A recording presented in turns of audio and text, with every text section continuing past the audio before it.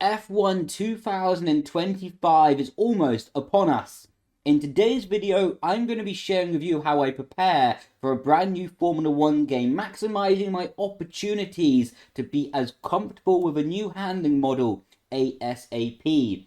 With that being said, the video is going to be broken down into separate segments, talking about individual ideas across the course of the video.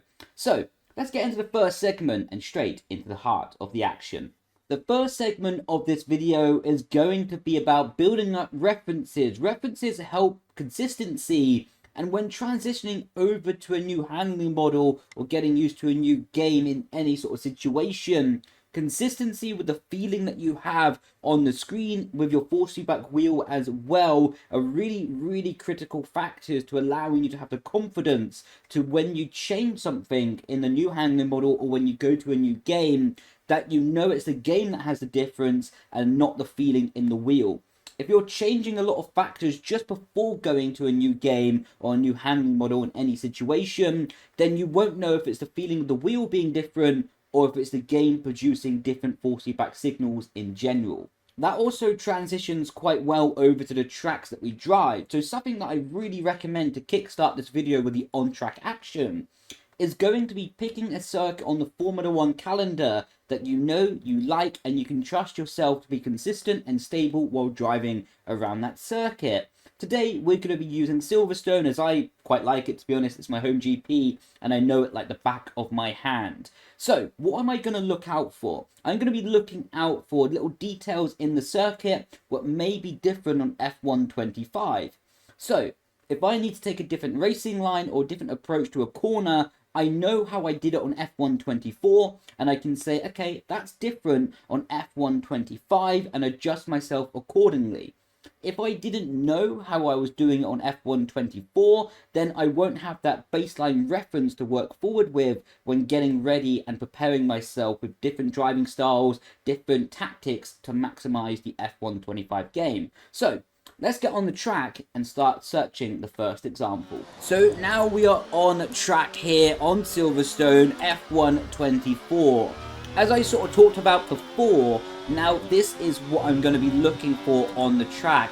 Little references, what curbs, bumps, and sort of advantages or negatives around the track am I looking to gain from, or what can be hindering my lap time? For example, can I take that curbing on the inside? What is the ideal line through this corner? Can I run out towards the grass here? Can I go over the outside curbing without bottoming out? And all of these points of reference are going to help me eventually when I arrive to F1 25, so then my opening laps, my initial laps driving Silverstone on F1 25, I can try out what was already working on F1 24 and then start understanding what can carry over from F1 24's driving styles, racing lines and approaches to going quick to F1 25, and what won't carry over to be maximizing my performance, and little details like cutting the inside curbings here and getting really close to the grass. How much time does it take for the grass to go off the tire? Of course, depends by the speed, but for example here, you can see driving over the grass and then the tire gets cleaned up again pretty quickly. And just little details around the circuit, making up those points of references so then I understand exactly what's going to be happening with track and car combination.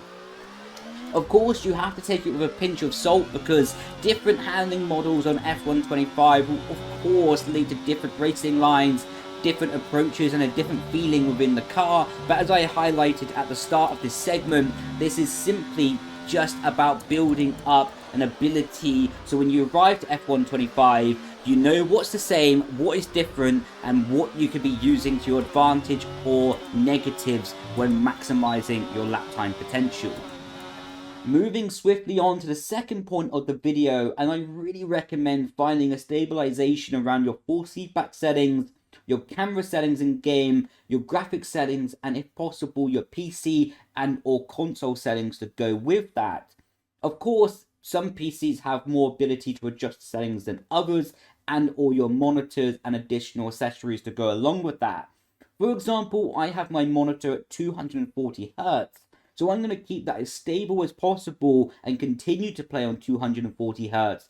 until F125 comes out, and I won't be changing my monitor until then anyway. This allows me a little detail of just knowing how my monitor is going to be performing. So again, I have that correlation available to me ready to go, transitioning from F124 to F125. That transfers really nicely over to my 40 Black racing wheel. Additionally, my audio settings and my graphical settings in the game, just keeping them as stable as possible. Now we're going to go on to an on-track example and show you some differences within the 4C bag and why you don't really want to change it. Additionally, with the camera settings. So now you can see that we're in the settings of the game, just loading up my full feedback settings in F124. So you can see this is the settings that I have. Quickly to explain it to you, I have done a video before on my channel explaining the details of each setting, but I'm just going to run it through quickly in case people haven't seen that video. And the on-track effects is the bumps on the circuit, rumble strip is the curbing, off-track effects is grass and gravel, etc. Pit stop effects is when you go up on the jack, it will move the wheel around a little bit. Wheel damper is effectively just a damper adding additional weight when turning the wheel. Of course, your maximum wheel rotation is how much the 40 back is scaling to the wheel rotation that you're using. As you can see, I use 420. Additionally, on some tracks like Monaco, maybe I'll go down to 400, but mostly I'll drive on 420, so I have it to 420 to correlate with my Fanatec settings is in the hardware. But anyway, I have all of these on 0 because I believe it's the best way to go to keep the actual force feedback and vibration at the maximum output possible so I can focus on the feeling of the car. But now we're going to be changing some of these on-track effects and putting the bumps and the curbing up, and this is going to make the wheel rumble and sort of move around a lot more in my hands, and this is going to be changing my perception of the track. For example, if I had the force back really high, you can see really just on a little detail with the wheel in game at the moment, when I'm driving over big curbings or going over bumps in the track, the wheel will start moving about. This isn't really a bad thing, to be honest, because sometimes having that additional feeling can be quite enjoyable to drive with and can be giving you an extra sensation. So I'm not here to tell you what settings are better or worse, that's not the point of this video. But the point of this video is going to be try not to change these settings away from what you enjoy and what you think is best in this period of F124, and then carry those settings over to F125, so then you have that stabilization again. So if you're feeling a bump on the track or the rumble strips from the track as well, you know it's the rumble strips, and it's a direct correlation from what you had on F124 transitioning over to F125. If you suddenly arrive to F125 and you have a different force feedback on the rumble strip, on-track, pit stop effects, wheel damper, then again, it's going to be quite difficult to correlate and realize if it's the game that's different or just your force feedback settings that are different.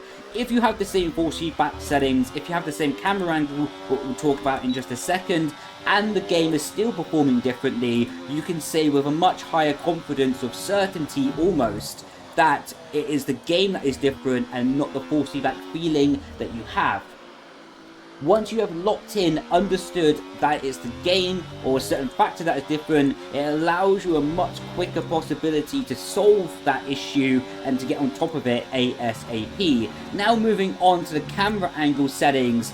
People who have been watching the channel a bit more keenly over these last few months would realize and sort of see that I have been changing my camera angles a little bit here and there. Initially, I went out to change from using offset T-cam, and then I went to TV pod using these settings, as I'm going to see going on track right now, just filtering through. These are some settings that I went to not too long ago after I finished racing F1 esports to see how I would feel by using a normal T-cam with much less field of view.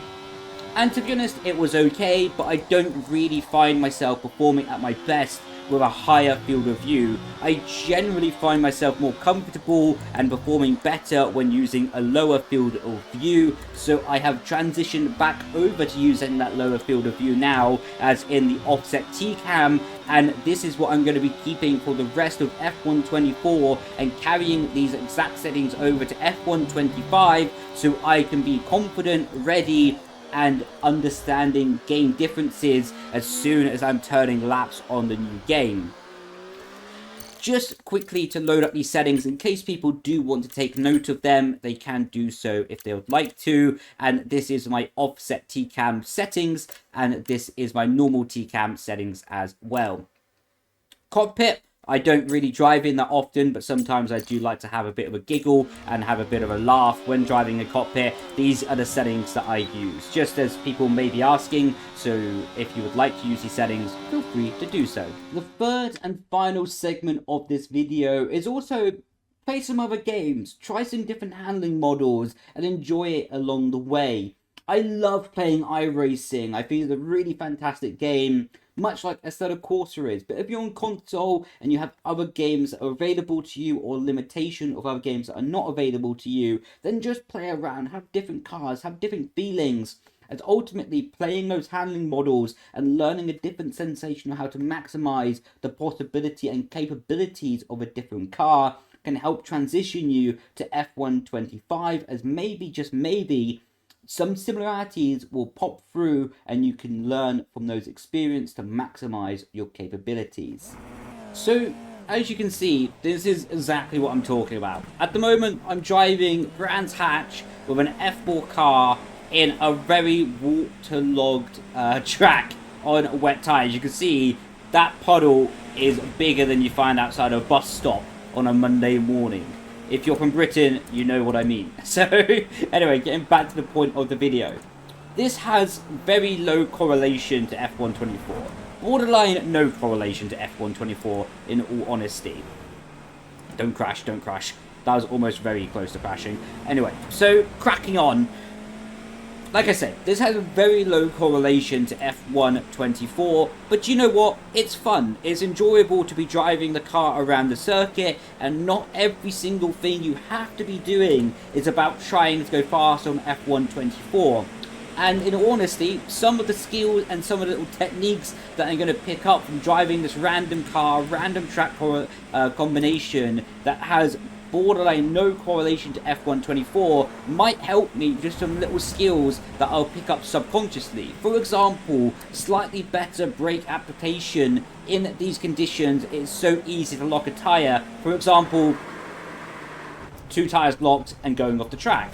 The same is basically true with the accelerator and wheel spinning the rear tyres when you're coming out of a low speed corner. You can see, there we go, having quite a bit of wheel spin, and then as well F1, or iRacing I should say, has a really good wet weather system that when you're on the racing line is extremely slippery, as it would be. So again, it's something that you can just learn to have a bit more control over your throttle, brake applications, your steering, while having a good time doing it as well.